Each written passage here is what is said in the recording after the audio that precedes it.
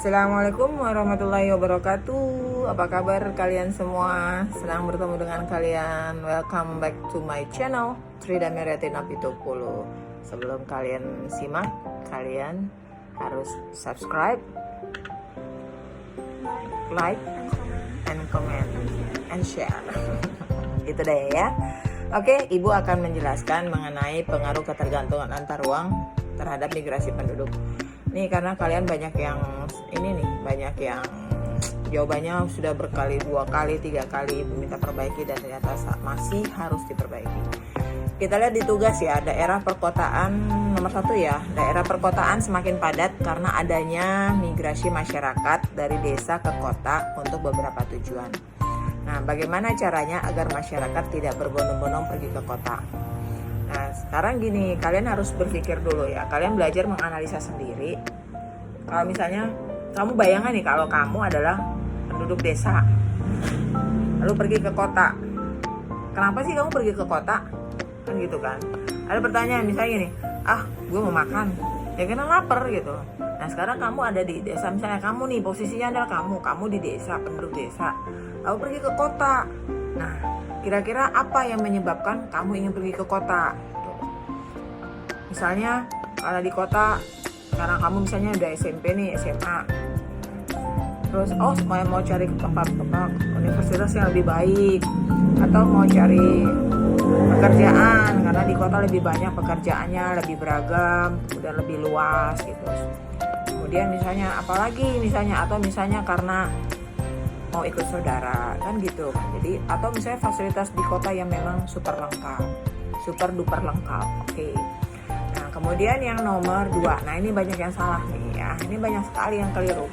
Apa dampak yang terjadi akibat adanya migrasi baik bagi daerah asal di desa maupun daerah tujuan atau kota? Jangan kamu bayangkan tuh kota tuh hanya Jakarta ya, enggak. Itu bukan hanya Jakarta. Kota tuh ya udah kota. Misalnya di kota tuh bukan hanya Jakarta, ada kota Surabaya, ada kota Bandung, ada kota ya. Di setiap desa tuh ada kotanya. Tapi memang ada desa yang punya kota besar, ada yang tidak punya. Misalnya dampak tuh kan artinya akibat ya. Akibat nih. Misal nih, kamu tinggal di desa. Pokoknya perumpamannya adalah kamu deh, bayangin kamu ya, supaya lebih mudah. Jadi kalau kita belajar, ketika ada materi, bukan semata materi itu kamu tangkap langsung kamu salin. Tidak, nak. Jadi kamu gunakan nih akal kamu nih, logika kamu pakai gitu, hati kamu juga diasah gitu ya. Jadi gini, saya ada orang nih dari desa, kamu dari desa, tinggal di desa, terus pergi ke kota kan, untuk kerja nih, contohnya nih kamu untuk mencari kerja, kamu, teman kamu, saudara kamu kerja deh semua, pergi deh dari desa ke kota, pindah. Dan kalau namanya ke kota kan berarti nggak mungkin pulang pergi dong, stay di situ kan, tinggal di situ. Kemudian bisa jadi nanti sampai dalam waktu jangka yang lama, dan kadang mungkin banyak orang-orang desa yang sudah di kota tidak mau lagi tuh kembali ke desa. Nah, dampaknya apa? Untuk desa ini apa dampaknya? Misal karena dia dari desa ini pergi ke kota. Di desa bagaimana coba nih? Sekarang nih tadinya di desa orangnya 100. Di kota orangnya 50. Datang dari desa itu jumlahnya sekitar ya 75% lah. 75% dari 100 itu kan 75 penduduk. 75 penduduk pergi ke kota. Di kota nih tadi jumlah penduduknya ada 50. Nah, berarti di desa bagaimana jumlah penduduknya? Bagaimana? Ya betul. Jadi yang di desa jumlah penduduknya berkurang dari 100 penduduk karena 75 pergi ke kota, maka tinggal 25. Yang di kota tadi jumlahnya kan ada 50, masuk 75 dari desa, jadi 125. Itu baru satu desa loh, belum desa. Misalnya ini contohnya dari desa A, desa B, desa C, desa D, desa E, semua ke kota. Nah, kira-kira akibatnya bagi desa apa dengan banyaknya penduduk yang bermigrasi ke kota? Entah untuk cari kerja, entah untuk kuliah, entah untuk apa saja, tapi dia stay di kota. Kira-kira apa? Betul. Sehingga jumlah penduduk di desa ini ya berkurang. Yang ini bagaimana di kota? Desa A, penduduk desa A, penduduk desa B, penduduk desa C, semua pindah nih ke kota, bermigrasi ke kota. Nah, kira-kira di kota menjadi bagaimana? Padat penduduknya, kan gitu kan? Jadi padat penduduknya. Nah, kemudian itu satu, itu dari segi jumlah. Yang kedua nih, di desa biasanya paling banyak itu pekerjaan apa sih? Menjadi apa? Good, petani. Jadi petani kan. Nah, ketika jadi petani, ini kan petani, malas lah gue kerja petani. Capek kerjanya, panas-panas di sawah, pematang gitu kan. Hasilnya nggak seberapa. Belum kalau hujan jadi padinya gagal panen gitu. Panennya hanya setahun 2 kali, terus harga beras juga murah. Nah, dan sekarang apalagi lebih banyak orang-orang di desa itu, sawah-sawah di desa itu bukan lagi milik penduduk desa, tapi lebih banyak dimiliki oleh penduduk-penduduk kota gitu. Nah, sekarang karena ini penduduk-penduduk yang tadinya menggarap pertanian pindah ke kota untuk bekerja, untuk mencari pekerjaan, kira-kira apa nih yang terjadi dengan desa nih? Gimana? Iya, jadinya para petani itu, jumlah petani berkurang. Karena jumlah petani berkurang sehingga pertanian itu tidak ada yang mengolah kan, maka lahan pertanian jadi terbengkalai. Ketika lahan pertanian menjadi terbengkalai, maka banyak sawah-sawah yang tidak menghasilkan padi gitu. Sehingga apa? Ya jumlah padi dari desa A berkurang. Lalu bagaimana di kota? Bukan?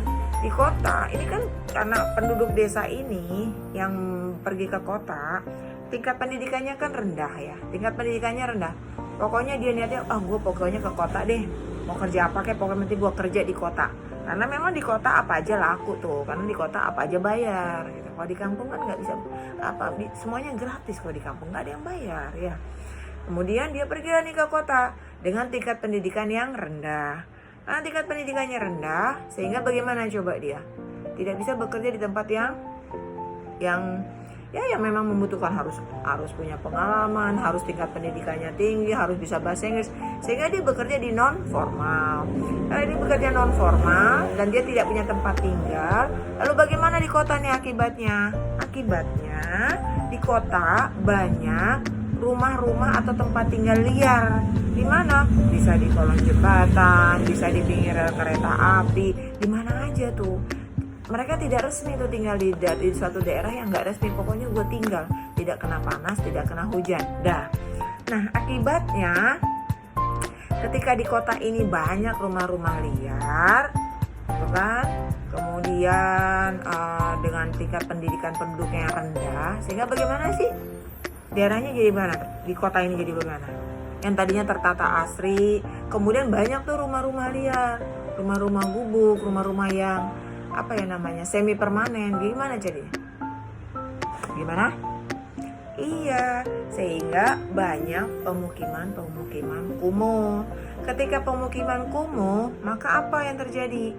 Ya, karena misalnya mereka yang pergi ke Jakarta mencari pekerjaan, kan ada yang langsung dapat pekerjaan, ada yang tidak. Sementara yang tidak dapat pekerjaan kan menganggur, padahal perut harus diisi. Lalu apa yang terjadi? Apa yang dia lakukan? Ya kalau gelap mata, imannya tipis, apa yang dia lakukan? Ya sudah, mereka melakukan tindak kriminal. Entah itu mencuri, entah mencuri yang hal yang kecil atau mencuri yang besar. Artinya bertambahnya tindak kriminal. Kan gitu nih di kota nih. Sehingga di kota tadinya asri, jumlah penduduknya tidak padat, kemudian aman. Sekarang menjadi bagaimana? Di kota itu menjadi padat, jumlah penduduknya jadi padat, daerahnya jadi padat karena jumlah penduduknya bertambah. Bertambahnya dari mana? Dari penduduk-penduduk di desa-desa, macam-macam desa yang bermigrasi ke kota. Yang kedua, yang tadinya karena jumlah penduduk yang tidak banyak, maka pemukiman itu kan teratur. Kemudian datanglah nih para penduduk-penduduk yang dari daerah asal atau desa bekerja dan belum punya tempat tinggal, sehingga membangun tempat tinggal seadanya, semi permanen. Sehingga bagaimana? Timbullah pemukiman kumuh. Ketika pemukiman kumuh, apa yang terjadi?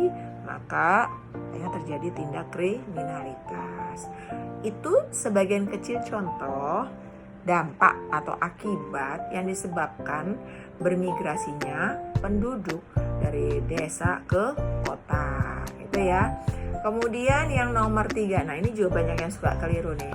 Berdasarkan paparan materi pada slide sebelumnya, tuliskan beberapa dampak ketergantungan antar ruang terhadap kesejahteraan masyarakat. Ingat, kesejahteraan. Apa artinya sejahtera? Artinya sejahtera itu artinya manusia itu tidak lagi berada di garis kemiskinan, gitu ya. Dia berada di tingkat seseorang yang memiliki kemampuan. Kemampuan apa? Kemampuan untuk memenuhi kebutuhannya, gitu ya. Kemarin kita udah belajar kebutuhan, macam-macam kebutuhan. Contoh misalnya gini. Kalau tadi ketergantungan antar ruang, misalnya ketergantungan antar ruang, misalnya terjadinya kalau kita lihat di sini kan di slide ya, di slide nomor 3. Di slide nomor berapa ini? Slide nomor 9 atau sini dulu deh. Ya, nomor 9, pengaruh ketergantungan antar ruang terhadap transportasi. Dan itu ya, pengaruh ketergantungan. Sekarang gini nih, tadinya kan kita nggak punya MRT nih di Jakarta, nggak punya MRT karena memang penduduknya waktu itu masih sedikit, gitu ya. Kemudian karena padat, kendaraan bertambah di jalan raya, maka menambah tingkat kemacetan kan, maka harus diatasi dengan transportasi umum lainnya. Nggak bisa hanya dengan cukup bus, itu nggak bisa. Busway, bus Transjakarta gitu. Kalau busway itu jalannya ya, jalan untuk bus Transjakarta. Maka diadakan apa? MRT. Dengan adanya MRT ini berarti apa? Membuka lapangan pekerjaan masinis, kemudian penjaga tiketnya, kemudian petugas kebersihannya, kemudian petugas keamanannya. Banyak banget tuh. Jadi dengan adanya ketergantungan antar ruang terhadap kesejahteraan masyarakat apa sih? Ya itu tadi, terbukanya lapangan pekerjaan, bertambahnya lapangan pekerjaan, kan gitu ya. Ketika orang punya pekerjaan, maka ia punya pendapatan. Ketika ia punya pendapatan, maka ia memiliki kemampuan. Karena ia memiliki kemampuan, maka mereka atau dia dapat memenuhi kebutuhan. Itu namanya sejahtera. Jadi bukannya bencana alam, ada yang jawabnya bencana alam, ada yang jawabnya penanaman modal, terhadap kesejahteraan masyarakat, gitu ya.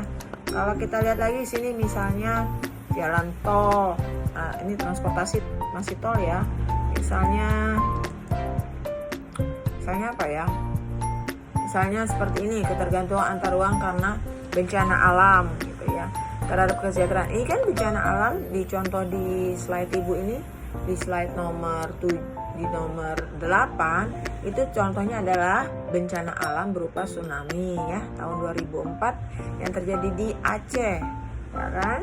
Mereka nggak mungkin nih tinggal di tempat di daerah bencana, otomatis mereka mengungsi kan, dan pemerintah meminta mereka untuk mengungsi karena daerah asal mereka adalah rawan terhadap bencana. Mereka mengungsi ke tempat yang baru. Di tempat yang baru itu disediakan tempat tinggal.